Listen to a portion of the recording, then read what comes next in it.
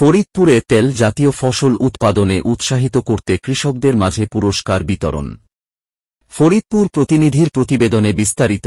ফরিদপুরে তেল জাতীয় ফসলের উৎপাদন বৃদ্ধি প্রকল্পের আওতায় জেলা সেরা 5 কৃষকদের মাঝে পুরস্কার বিতরণ করা হয়েছে।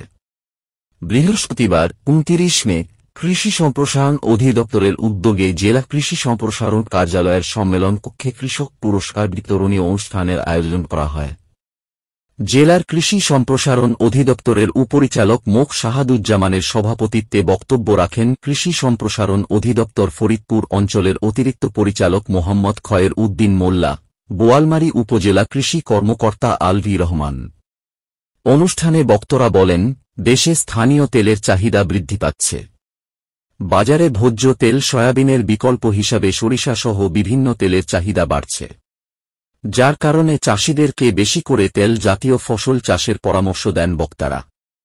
পরে 2024-25 অর্থ বছরে তেল জাতীয় ফসল সরিষা, তিল, সূর্যমুখী চাষে জেলার সেরা 5 কৃষককে পুরস্কৃত করা হয়। এ সময় তেল জাতীয় ফসল উৎপাদনকারী জেলার শতাধিক কৃষক উপস্থিত ছিলেন।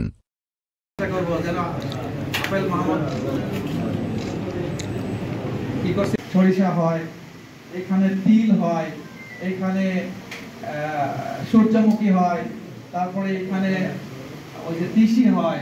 তেলের অনেক ভালো ভালো তেল আছে আমাদের, সেগুলো বাংলাদেশের মধ্যে রাজবাড়ী আর ফরিদপুরের তিল, এত তিল কোথাও হয় না।